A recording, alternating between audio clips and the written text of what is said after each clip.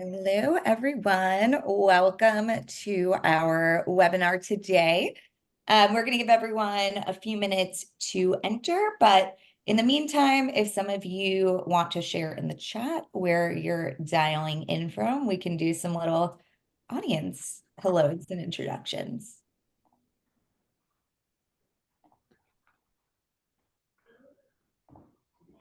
And I can start. I'm dialing in from New York, if anyone is from New York.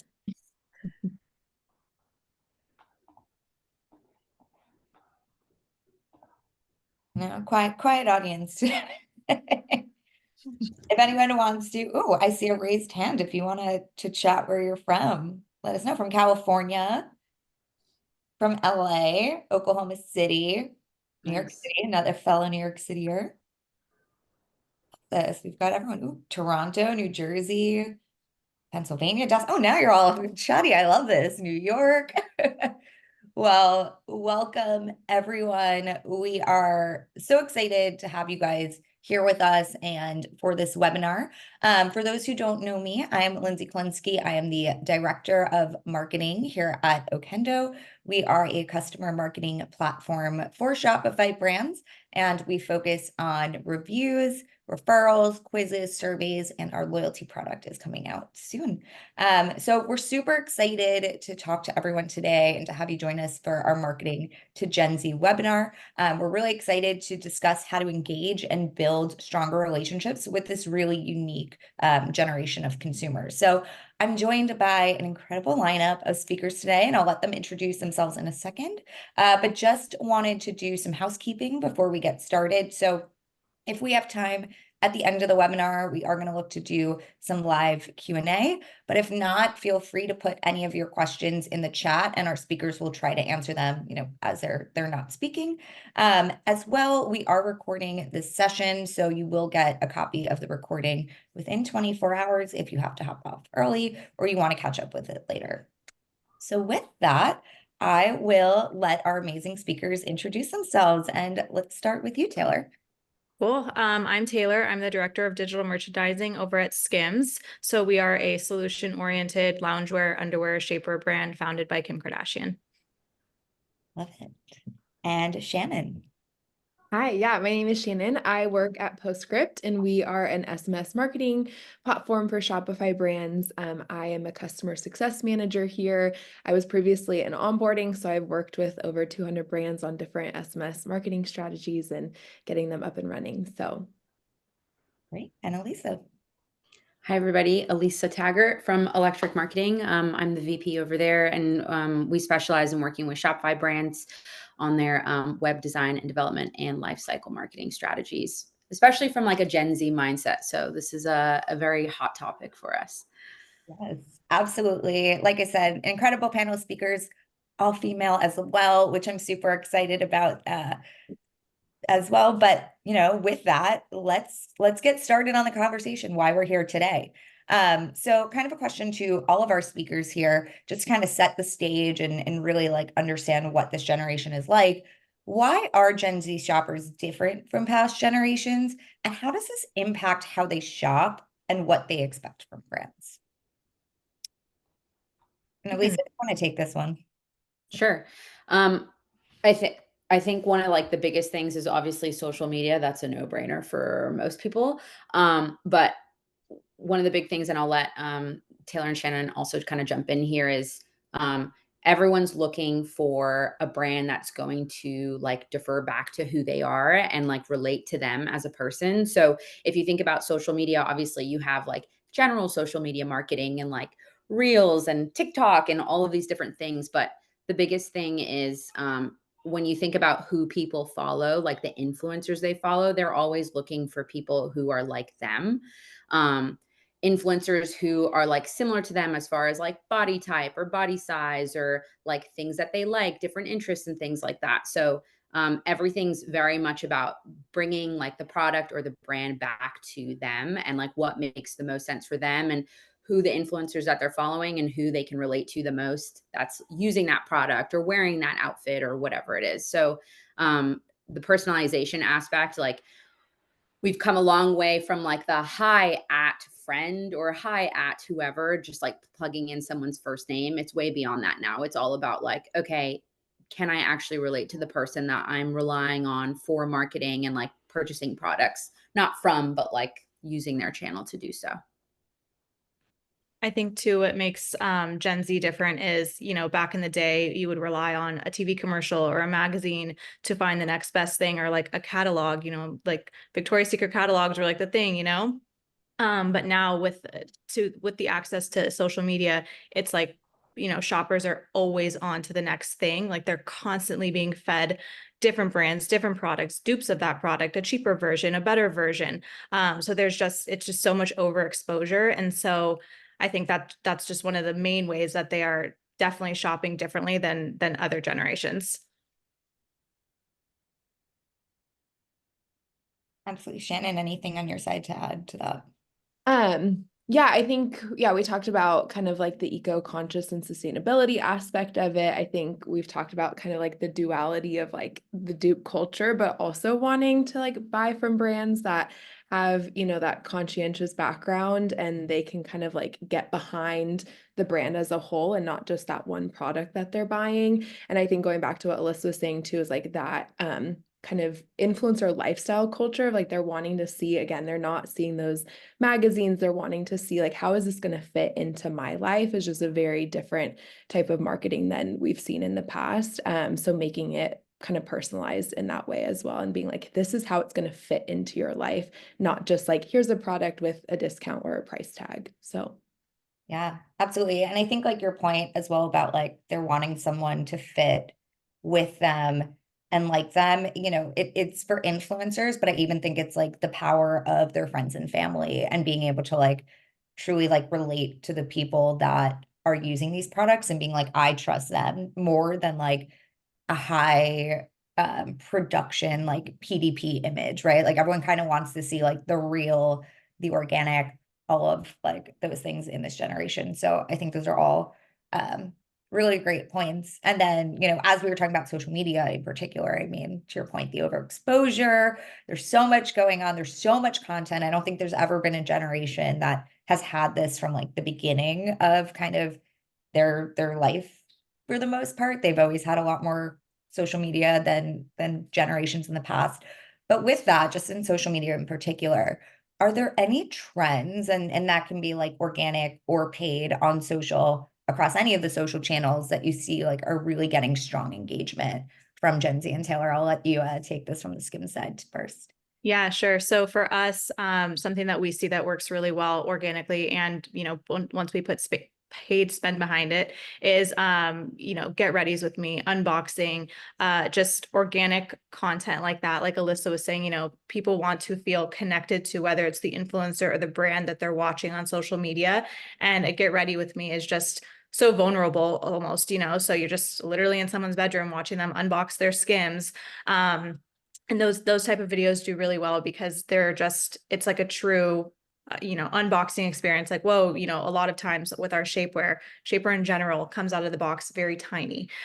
So something like that. And then they put it on and they're like, wow, it snatches the hell out of me. Like I look so good.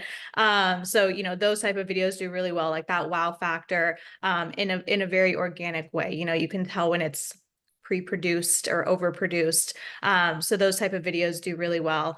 And then something else is, as a consumer, if I, outside of SKIMS, I think it's hilarious and amazing when brands, hop on these amazing trends that on social media. I think they're so funny. The sounds, the whatever they are, like they're just great. But I think it's really important for the brand to stay true to themselves. Like, there are days where I'm like, man, I wish like we could just hop on one of these goofy trends, but like a Duolingo, if you will. But it doesn't always make sense for your brand. And I think at the end of the day, you have to make sure what you are, reposting or posting organically and putting paid spend behind it, like it all relates back to your core values. And, if it's, again, not Duolingo, like the bird dancing on someone's desk, like SKIMS isn't going to do that. It doesn't make sense for us. Yeah, absolutely. Imagine a little Kim Kardashian dancing in her SKIMS on a desk with a Duolingo bird. That would be a sight. But no, totally to your point. Like you said, the idea that it has to be authentic and still like true to your brand, but being able to hop on the trends where it makes sense and being, being able to be on top of it, right? Like as on our side as marketers, like knowing what those trends are and being able to quickly react to say like, is this something I can make work for me? I think it's just so important to be like agile in that sense. Anyone have anything else like to add? Oh yeah. Sorry, I have one more thing. Kind of going back to the other question too, because social media moves so fast. I think something that makes Gen Z different than other generations as well is like the idea of cancel culture. So, things can come as quickly as they go. And I think it's such an interesting world that we live in now where it's like, one video can go viral and everyone hates, this brand or product in like 20 minutes. But on the flip side of that, it's like that also comes and goes. So, that ebb and flow of canceling and then, okay, we're back to normal. And just, it's just such an interesting landscape that we're in now that we definitely didn't have in the past.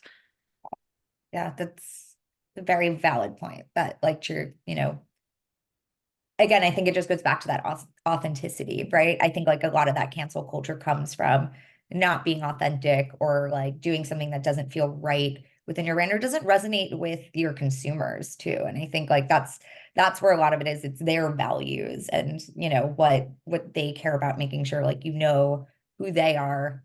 And going back to that idea of like eco-conscious, sustainable, like those are the things that are going to contribute to that too.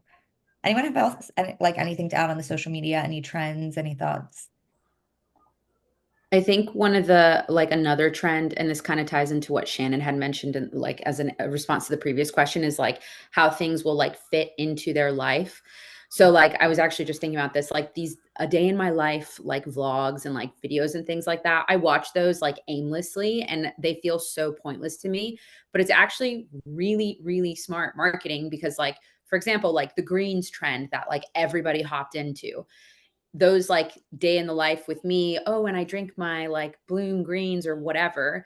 It's like it answers a lot of like the logistical questions that a consumer might have prior to purchasing, where it's like, okay, I'm going to buy these greens, but then like, when should I drink them? How should I mix them? Like, what should I do? And then everyone got that like frothy, like blendy thing or whatever. And it was like, oh, that's the solution for greens. So that's another trend that I think is very interesting because it seems really pointless, like at a surface level. But if you really dig into it and think about the marketing, it's genius because it answers all these questions that a customer may have before they buy the product. And then once they buy, they know exactly what to do. There are no questions and there's no like awkwardness or confusion or like, oh, I bought this, but now I have buyer's remorse and I don't really see a point for it. So I thought that was a great point that Shannon brought in, where it was like, how does something fit into my life? Because that's a trend that we're seeing pretty constantly.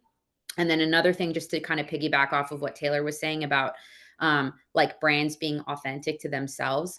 It's so important because it ties into like that concept of brands playing a longer game rather than just like trying to hop on a trend and like make a quick sale.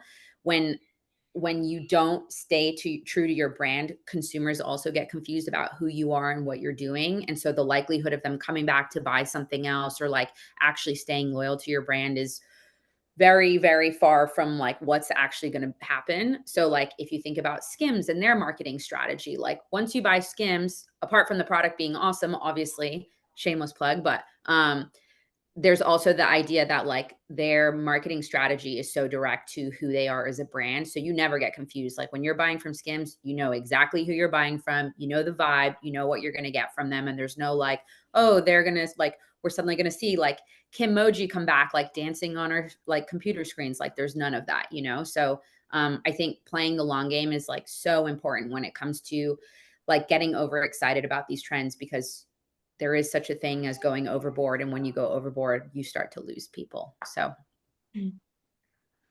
I was also going to quickly add, I think Taylor talked about this a little bit of like the reposting of people's unboxings and stuff.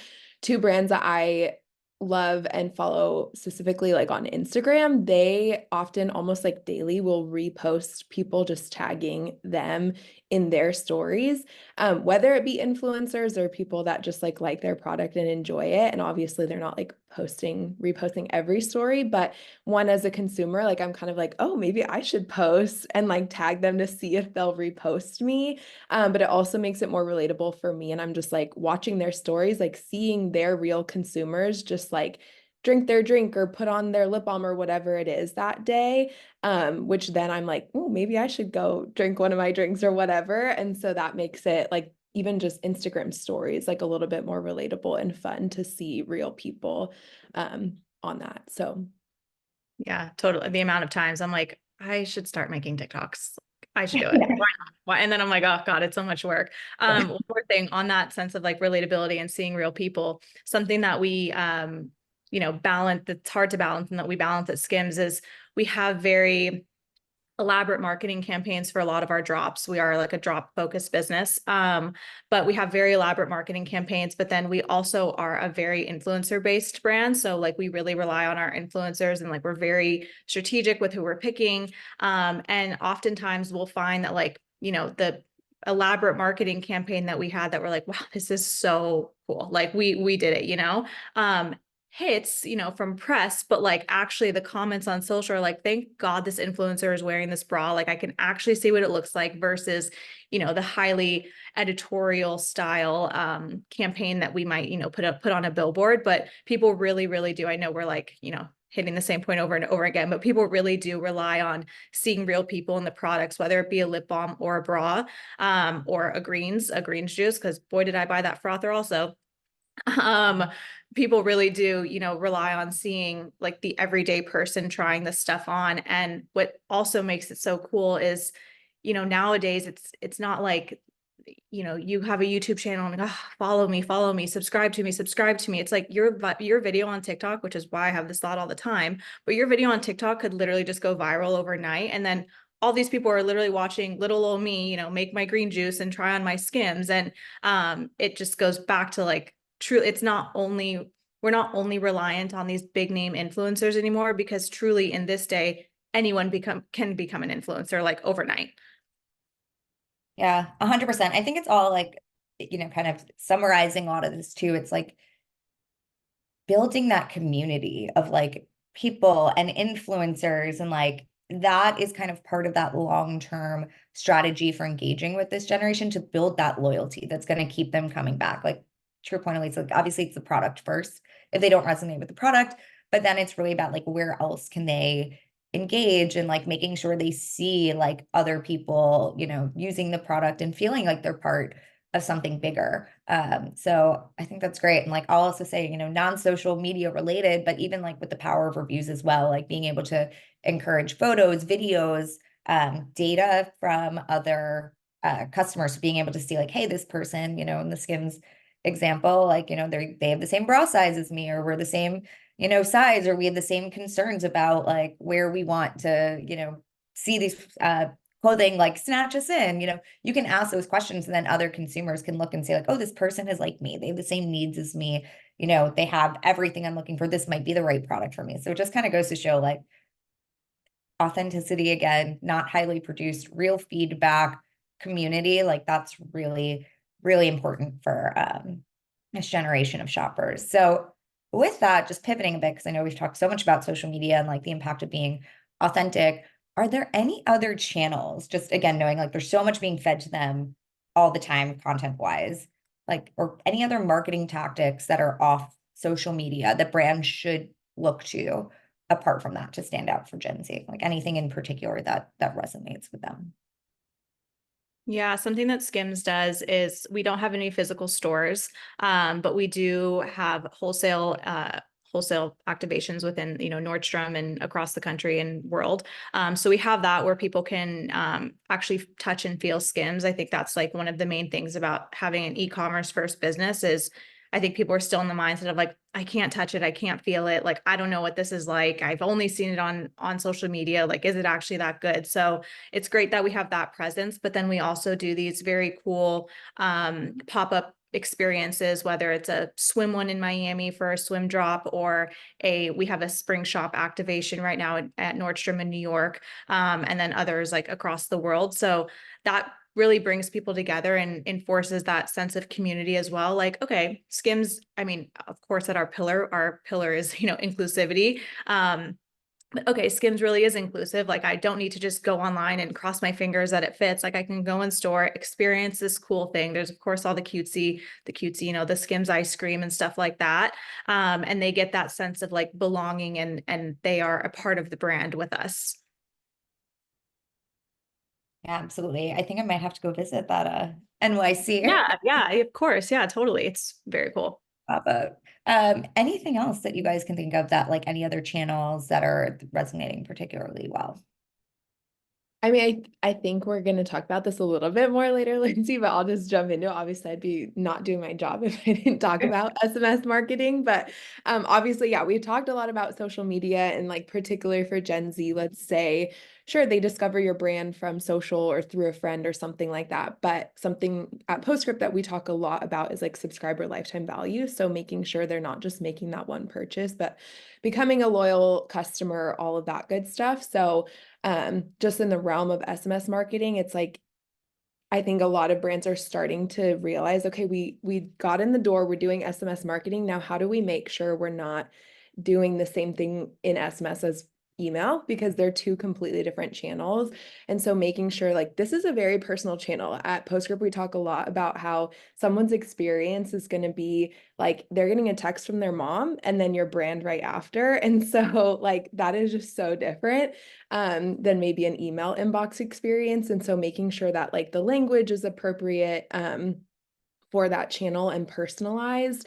And I can talk more about that, or if we want to talk about it now. But yeah, there's just so many different ways to like make sure that once they purchase from you, they're really feeling like, oh, if they're going to be texting me, like it makes sense for me to stay on this list and to like be getting like push notifications from this brand that I purchased from. So Yeah, absolutely. And we'll definitely dive deep into the SMS strategies and that personalization option for sure.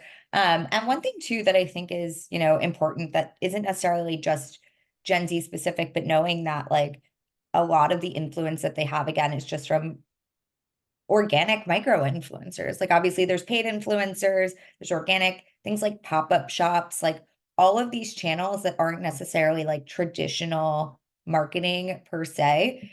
It does get harder and harder to actually figure out like which channels are necessarily working or having the most influence. So something just for brands to consider as they're kind of going off like some of these non-traditional channels for this generation, like I said, in particular, knowing that that's so important. It's just having a simple, like, how did you hear about us survey, which could be something you could do like at checkout, could be something you can also ask in an SMS and like share a link, but just actually asking them, how did you hear about us? And I think the answers that you're going to get from that are really going to help you determine, where you should put your focus in on these channels, again, that aren't maybe necessarily like directly attributable. So things like, oh, no, you can say like, oh, I saw it on TikTok. Do you remember whose TikTok you saw it on? And maybe there's a micro influencer there that you didn't even know about, who you're getting all this feedback of like, no, I saw it on theirs. And that might be someone you might want to have like an engagement with, or things like podcasts or in store. So just something as we're talking about kind of all these other channels, I don't think this generation is necessarily Googling like, underwear for me. Maybe they are certain things, yes, but I feel like they know the brand, they resonate with the brands. Like they're going to SKIMS, they know SKIMS, they're looking for SKIMS. So Yeah. it's something like important as well. Like all their discovery is really done in different ways than they has been in the past. That's it. Cool. So Taylor, switching gears a little bit. You mentioned this earlier, but I think this is something that like, again, just going with like what is really unique from a marketing side that we haven't always seen before and is becoming more and more popular. Can you tell us about the drops and kind of how does this help build excitement and like drive more sales and demand? Yeah, so SKIMS is definitely a drop model. While we have our core, business there as well, we have 2, sometimes 3 drops a week, some larger than others, but this really builds excitement because it's not just like, your average product drop, there's always like a big marketing campaign. There's a tease period. Sometimes it's a day, sometimes it's 4 days, depending on how large the drop will be. And it creates a sense of urgency because it's like, oh my gosh, it's dropping on this time at, 9 a.m. Like I have to get it. And it also, a lot of the stuff, a lot of the drops are limited edition. So that exclusivity, you want to get it. You want to get it. And going back to like my original point of, Gen Z and everyone truly just always being on to the next thing. It's like, cool, this dropped on Thursday. What's next week? So I already bought it. I'm on to the next, I'm on to the next one. Like what else can I add to cart quickly? And then I think, at with our product drops, we also have celebrity campaigns, and it helps us create and reach different audiences. So with this drop that might just be, your typical loungewear, well, now you see a celebrity wearing it, and it's like reached a completely different demographic that like one we never thought we would reach, slash probably their audience and fans never thought like, oh my God, I'm buying from Skims. When we launched the men's portion of our brand last year, reading the comments were really interesting. Men are very different shoppers than women. Women are like, yes, queen, like I cannot wait for this bra. I cannot wait for this shape where it's going to be so snatching. And at first the men's comments were, a little like, why am I buying underwear from, Skims? Like, why would I do that? Like, what? So against it. But we've kind of tapped into that market, and, again, using the influence of celebrities, we had a few athletes, and then, actually we've had a lot of athletes now that I think of it, a lot of athletes. And it kind of tells their audiences like, no, Skims for men's is actually really cool. And then once the men actually get the product, like I've given all of my guy friends Skims men's, and they're like, they too were like, I'm never buying Skims. Like that is such a girl thing. I'm not going to do it. What do you think I'm going to wear shapewear? And I'm like, it's literally cotton boxers that you're going to be obsessed with. But they all, they all have such a change of heart, and they're like, oh my God, so about that Skims, can I get more? It really just like changes their attitude. And again, so with the drops and with the layering of, celebrities, it helps us like tap into other audiences and like build more community. Yeah, absolutely.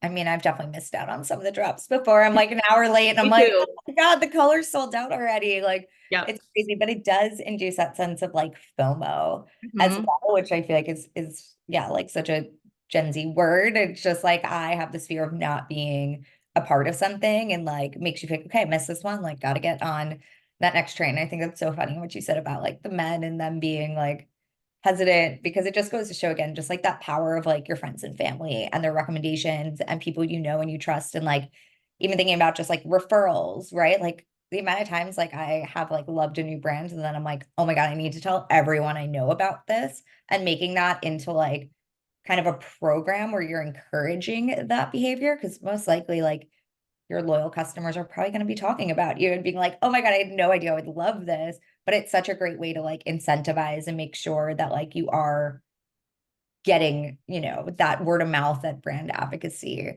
and everything there. So love hearing more about that. I think that's something that, even at a smaller scale, like it's just that idea of like taking these same concepts, if you're not able to get athletes in your campaigns, like how can you still do campaigns that like try to have that same goal and elude,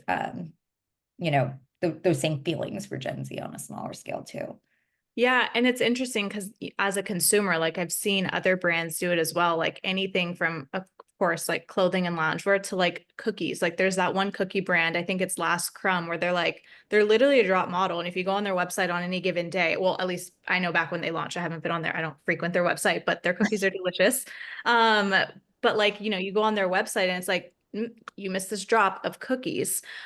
So just building that, like that hype around anything, I think is so powerful. And then like circling it all the way back, the products drop and you may have missed it. And then you go on TikTok 3 days later when those people receive their order and they're doing their haul of this limited edition drop. And you're like, damn, I got to get the next one.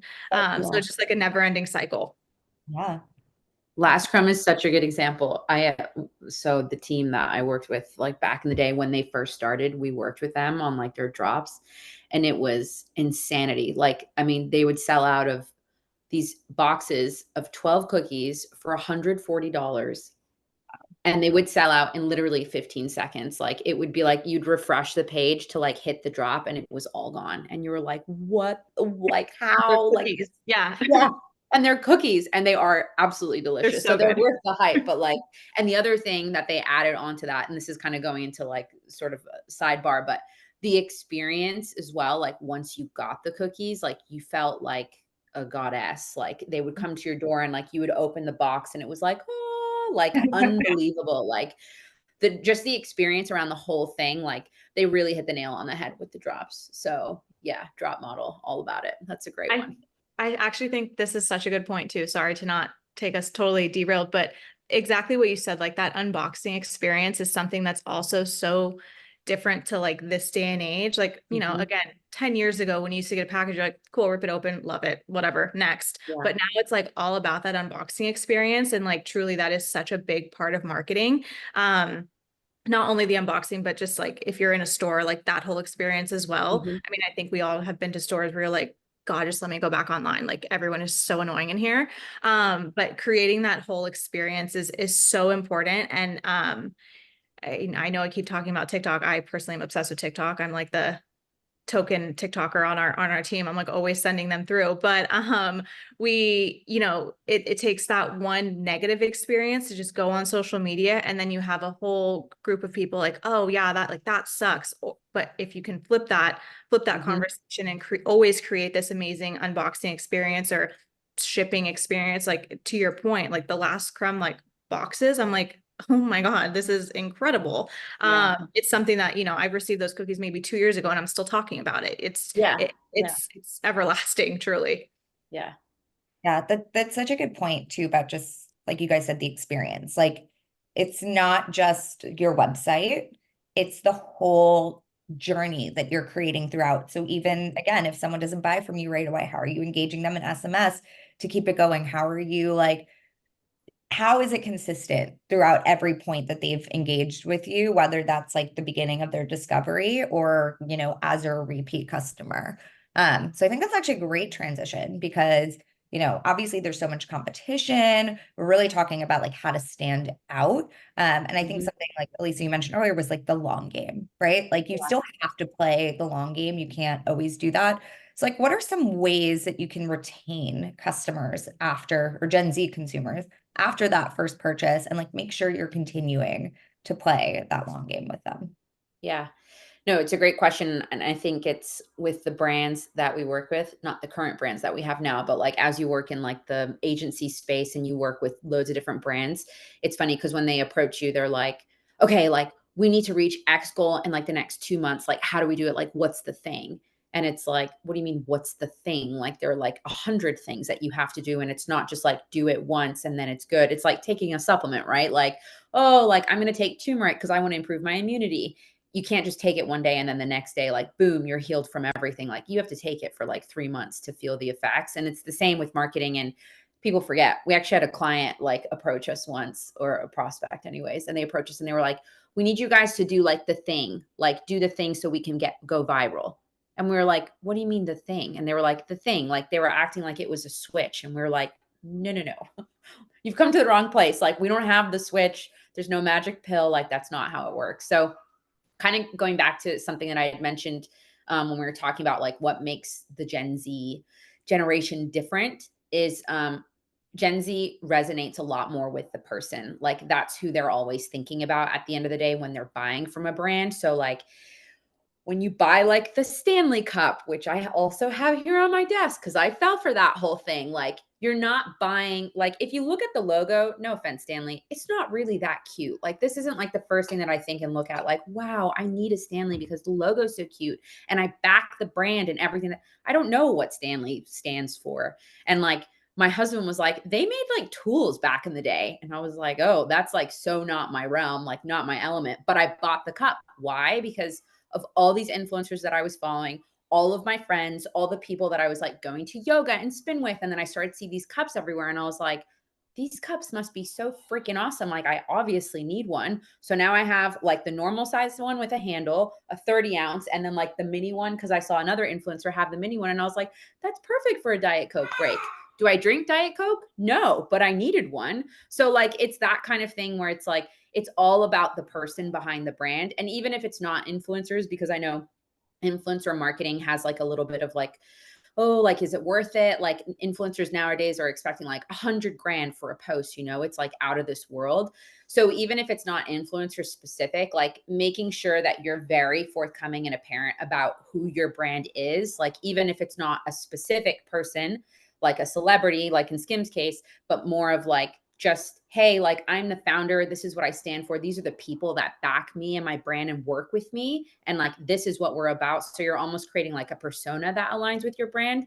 That's the thing that Gen Zers are like really looking into. And like, they want to understand, like, do I fit with this brand? Like, could I work for this brand? Could I be part of this brand? Could I back this brand? Like, that's the biggest thing. And that has a lot to do with like the long game for Gen Zers. The other two other like quick things that I want to cover, because I saw this come up in the questions as well, for email marketing for Gen Z, which I thought was a great question, because Gen Z is very social media oriented, SMS oriented.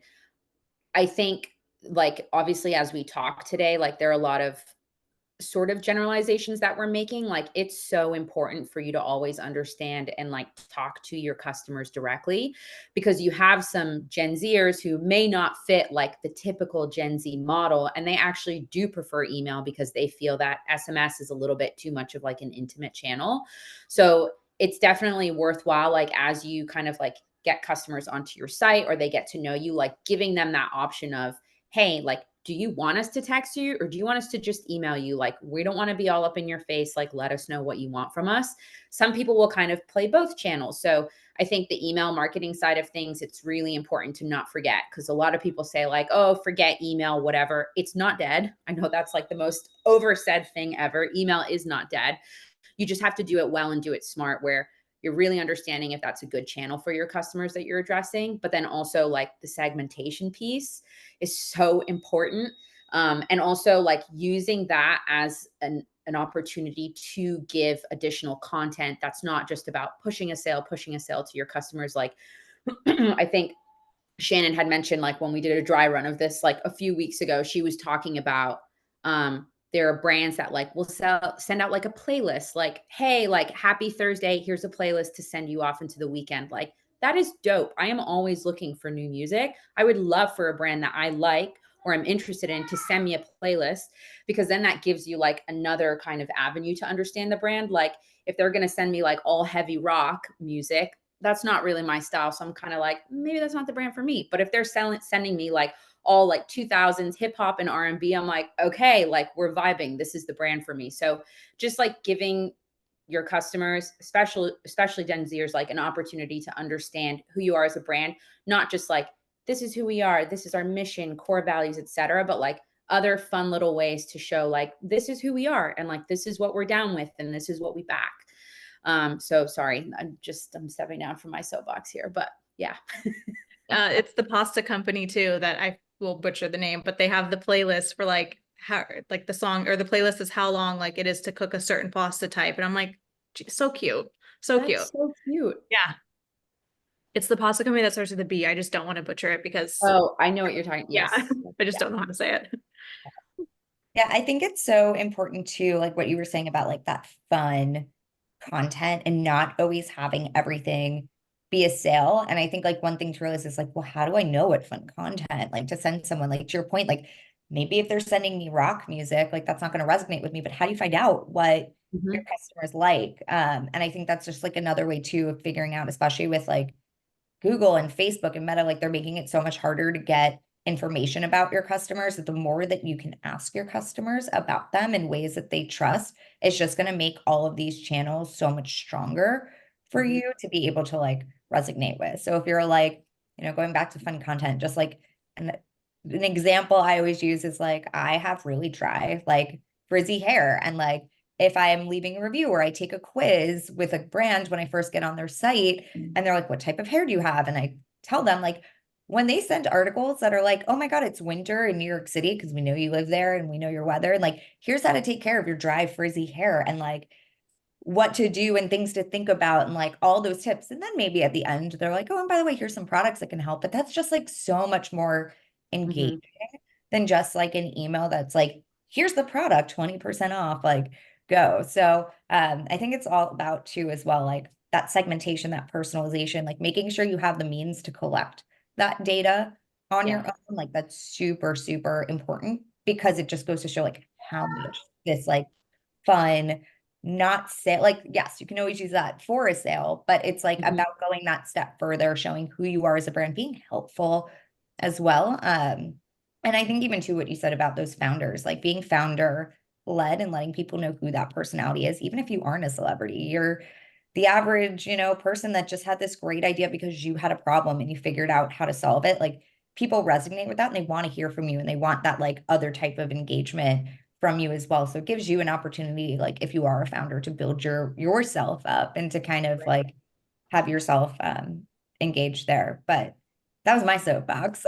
Anyone else Just has add, yeah, to add to your soapbox, I think like as a consumer, like the frizzy hair quiz, it's like as a consumer, you just want to feel seen and like heard and like you like this brand understands me, which goes back to what we were saying before, like as a like you want to resonate with the brand and the people behind the brand. So I think that's so important. And then from the brand side of things, it's really important to, like we've been saying, like constantly listen to your customers, whether it's, through a survey or whatever. But personally, one thing I love doing is just reading comments and, reading the Reddit threads. And while they can be harsh sometimes, it's really helpful to see what people are looking for, whether it's in a product or, from my side of things, like what do they want to see on the website? What are they constantly struggling with? And then when we are able to like deliver that and you see, the comments turn around or whatever it may be, it's very fulfilling. But I think it's so important to constantly be listening to the feedback, positive or negative, as a brand to make sure you're constantly delivering what the customer wants. Like, I think we said, if they don't want SMS, like they're like, I hate SMS, stop texting me, then like find a different route, right? Or they love SMS because it's right to their phone and they understand it. Subtle plug, SKIMS, we launched a mobile app recently. And reading through the comments of that, it was like, oh my God, thank God, I've been dying for the SKIMS app. And it's so fulfilling as a brand to be like, wow, we delivered exactly what you want. And now from there we can keep building on it. And yeah, just seeing the feedback and now of course they have feedback of like, I wish it didn't work like this, or I wish this happened, and being able to take that feedback back to the team and just action it is something I think it's really important to do as a brand. Wow. Shannon, anything on your side, like just in terms of like going back to that long game? I mean, obviously email is not dead and there's a huge group of people that like are engaging with SMS, and it's not a newer channel, but to your point, like it resonates differently with this generation who's always on their phones. So like anything from your side about like playing that long game that's maybe specific to SMS? Yeah, for sure. Yeah, even as an SMS like company, we don't like tell our brands like don't use email. Like it's very much like every touch point is like contributing. So it's just gonna speak to people in different ways. But yeah, this is like my soapbox now. Like there's so many ways for like customization. So I guess I'll kind of like just kind of paint a picture of like here is an example of kind of the most like customized journey that you could create through SMS. So for example, like Lindsay was talking about, a lot of our brands, especially like beauty brands and stuff like that, will collect that third-party data in the pop-up. So, asking what's your hair type, what's your skin type, whatnot, like what are your preferences, who are you shopping for, anything like that. So collecting that data on the pop-up, and then that actually allows us to then curate like specific welcome series or flows based on what that person said. So you're getting that customization like right off the bat. And then you always have that historical data for segmentation for campaigns later on, like Lindsay mentioned. And then also doing that like within the channel. So maybe you don't collect that data ahead of time. A lot of brands, it actually helps conversion for their pop-ups. We always say like A/B test it. Sometimes it's like, oh, it creates a barrier for putting in the rest of your information. So you can also collect it like after the fact, texting your customers, asking them like, hey, these are the 4 options, like, let us know. We can then tag them and then send them like specific information based off that answer, which is great. And then also that like 2-way conversation. We talked about this a little bit in our dry run, but obviously I know like not everyone has the bandwidth, but if you are, I would definitely try and prioritize like being able to text people back, just because it is more Mm. conversational. They do have questions. It's super easy. I will sometimes like test that out as someone that works in SMS marketing. And one time I did, I was like, oh my gosh, I just made those the other day. And they like texted me back. I was like, oh, this is so awesome. Something that one of my brands, Stasher, did for Earth Day. They're like an eco-friendly, kind of like alternative to Ziploc bags, reusable. They, for Earth Day, did a giveaway and they're like, hey, text us a picture of like, not even our product, basically just anything that you're using for sustainability, to enter our giveaway. So that's just a fun way to get like UGC as well, have people text in pictures. I think the simplest thing, especially in segmentation, is I was on a call with someone talking about, you can simply say you're running a sale. You could simply have like, here's purchasers and non-purchasers. Let's just like, we're still promoting the sale, but let's just talk to them slightly differently of like, hey, we know you've purchased before, come back for more, or hey, you haven't purchased yet, like make your first time purchase. Those are small things that can like make it such a more personalized experience. Like, oh, hey, they're running a promo, but at least they know who, like what type of customer I am. So, um, yeah, there's so many ways, but those are just a few of like within SMS, how we kind of look at personalization and making sure that they see value, not just getting that initial offer, subscribing to the list and then moving on. It's like, hey, we have fun content for you. We know who you are. We know what you like. So like stick around because we have stuff for you. Yeah, absolutely. And then, just in terms again of just like growing engagement and higher lifetime value from these customers, like kind of on the idea of retention, but not just retaining them, but like getting them to be involved in your brand, to be part of that community, like taking that extra step to like grow that lifetime value. Are there any other like tactics or things that you guys have seen brands done just to help with like that community and that growth there? Definitely. We implemented, and obviously a million other brands have it, but like a loyalty program is, I think becoming more and more important. It goes back to like our main point here of just wanting to like, as a consumer, like wanting to feel included with the brand. And as a shopper myself, I'm like, God, I love getting points for filling out a quiz or whatever it may be, and then being rewarded for it. And there's so many ways to do a loyalty program, whether it's, you're giving a free product or dollars off, whatever it may be. But loyalty is such a strong way to retain customers and keep them engaged and keep them wanting to come back. Is that me doing that thumbs up? Sorry. If you do this sometimes, it Oh, automatically reacts. I'll keep my hands to myself. But yeah, loyalty is so important to keep people engaged and again, keep them coming back. I mean, personally, like my Sephora app, I'm like, when's the next quiz? Like, I'm ready to just buy a hair product and get those points, like for no reason at all, but just to like feel like I did something. So that's a really important one. Yeah, absolutely. And I think I forgot who mentioned this on the previous conversation we had to prepare for this, but it's like for loyalty, it's all about, going back to the idea of like micro influencers and their unboxing and they're getting all these PR things for free. It's like, okay, that's great. Like they're spreading the word about your brand, but so are your existing customers. So make them feel like they are Right. also getting those same benefits. Maybe it was you, Lisa, if you want to like double down and kind of explain that a little bit more of like how you can Yeah. make customers And feel this like kind of goes into like what some brands are sort of like doing wrong as well. Like when it comes to like how they're approaching things. Sorry, I'm kind of like jumping ahead here, but it all ties in pretty well. Like, so I'm not going to name the brand because I don't want to like name and shame here, but there is a brand that I have been subscribed to for like natural deodorant for the last 2 years. And every month I pay $20 for my all natural deodorant, which is like way overpriced if you ask me, but whatever. It's great deodorant. I really love it. And every other week I get these like these emails from them, like 20% off today, 25% off. And like underneath in like the fine print, it's like for new customers only. And I'm like, bro, I have been shopping with you guys for the last 2 years. $20 a month. And I actually upped the subscription in the last year because I started getting the deodorant for my husband as well, a different deodorant, a men's version of it. And like still nothing. And every month I get my email like, oh, like you're going to get billed again. Oh, do you want to add a product? And I'm like, oh yeah, let me try adding a product. So I added a product a few months ago to see like if I was going to get a discount for off adding a product. Nothing. It's like I don't exist.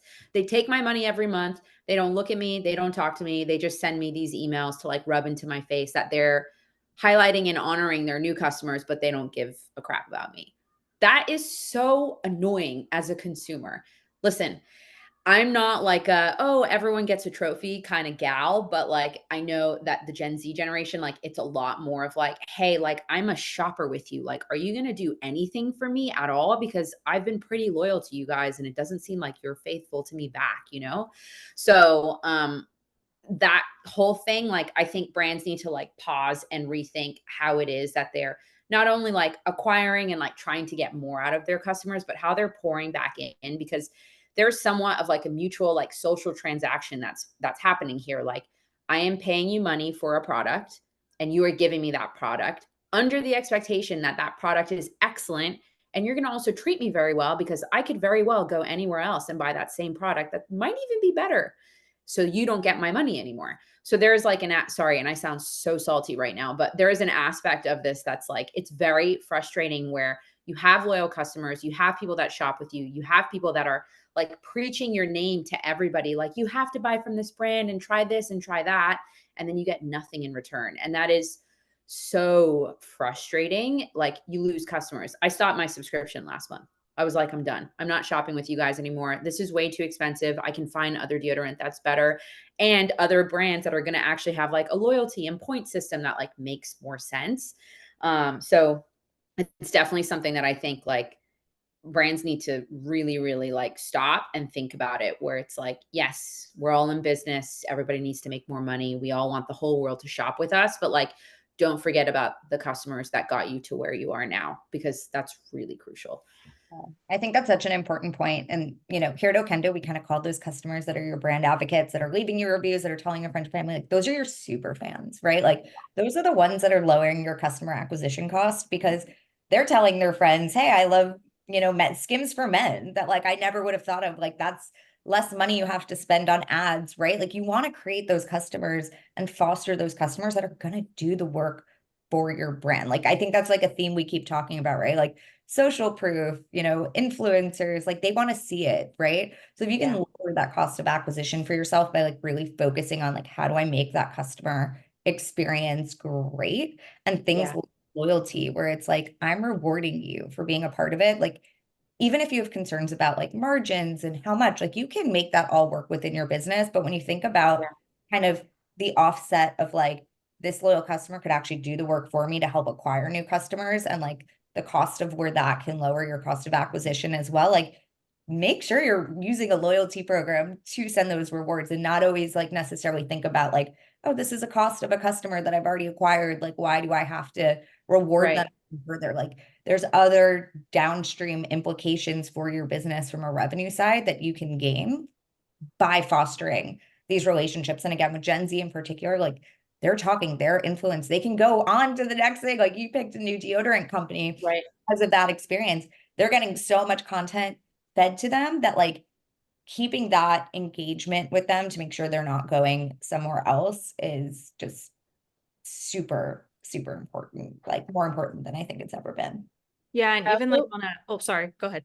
I was gonna say, I just also want to like paint the picture too in terms of like marketing cost and like investment too. Like let's like paint the picture of, say, instead of you receiving all of those like first time like, hey, make your purchase emails, it's like spending all this like money on messaging, you know, especially like if it's an SMS, messaging someone who's like already buying. We have brands that like are on, you know, have subscriptions and they usually exclude those people from the majority of their campaigns. But say instead of you getting however daily, weekly, whatever those emails, maybe it was like once every 2 weeks, you were like, hey, thanks so much. Like, we appreciate you. We're checking in, like, and just allocating those dollars like more appropriately would just have had such a different like impact on your experience as well. So, you know, that 100%. like work smarter, not harder, like don't waste your money. So like, yeah, just pushing again on like, we could have a whole webinar on segmentation. I was just going to say, like, as a customer, like you want to feel special and again, heard and seen. And I think we can probably all relate, you know, you see large influencers or celebrities like get these huge PR packages and you're like, you're already rich. Like, why are you getting all the free product, right? So something at SKIMS we tap into often is we have the micro influencers, like we use a program. I gotta stop using my hands when I talk. We have the micro influencers and we'll send, your 500 follower creator some products, but then we'll do these larger gifting moments for like, say, our wedding shop where we tapped into like our top customers or however we segmented it. But they were real customers and we found out that they were getting married and we sent them the same exact wedding shop PR box that we sent your favorite influencer that was getting married. And it's cool to see them, repost it on their story, because then you go to their page and they have like, 100 followers, but it's just, they're so excited. And it's such a important thing to just for the brand and that sense of inclusivity and like, okay, you're not the largest influencer or you're not a celebrity, but you're still getting married. We see you, we hear you. Like, here are the amazing products. You're going to love them. Yeah. Yeah. And I think to add flip side, now this is a positive experience. The customer service experience as well, I think is like, it is everything. So Andy Swim, if you haven't checked them out, definitely check them out. They sell amazing, amazing bathing suits, like amazing. And I'm a mom. So like when I go to the beach with my son, I'm like running around and I want something that's just going to like wrap me all up, because I'm trying to be a little more modest than back in my day. But so this was 4 years ago now. I still remember this. 4 years ago, I bought a bathing suit for my honeymoon and we got married and we went on our honeymoon and we stayed at this like really nice Airbnb and stuff. And the jacuzzi was over chlorinated. So when I went into the pool, into the jacuzzi, like all the chlorine, like took the dye off of my bathing suit and I was devastated. Like it completely decolored my bathing suit. So I went back like after our honeymoon and I took a picture and I sent it to Andy and I was like, hi, like, this is kind of awkward. Like, I don't know what happened, but like my bathing suit is like completely like there's no color on it anymore. Like, is this normal? Like, have you seen this happen before? Like, I'm not sure what to do. Like, it may have been the jacuzzi. Like, this was a one-time thing. I'm so sorry. And they were like, oh my gosh, I'm so sorry. Not a problem at all. Like, we're sending you a coupon code to your email right now. Buy whatever other suit you want on the site. Keep that old one. Dye it if you want to. Like, we want you to be happy. Like, go for it. And I got a brand new suit, like same color, different style. And I was over the moon. Like, I could not believe that they did that for me, but it was like such a small thing. I will never, ever, ever, sorry, Skims. I will never, ever, ever buy a bathing suit from any other brand, because I have such a good, like, it's like burnt into my brain. I had such a good experience and they were so kind to me. Like, I'll always buy their bathing suits now. And I tell everyone, like, you should check them out. They're amazing. Their customer service is awesome. Like, and they're great bathing suits. It's good quality, everything. So there's a lot that goes a long way with like a little bit of client kindness, a little bit of extra, just like a little bit of like that, like TLC that you can give to someone as a customer. And it goes with them forever. 4 years later, I still remember this and I'll remember this for another 15 years, So definitely stuff for brands to consider, where it's not just like send the text, send the email, put up a loyalty program, make sure your website looks good. Like, be a human. Like, it's really that simple. Be a human to the humans that are buying from you, and it will go forever for you as a brand.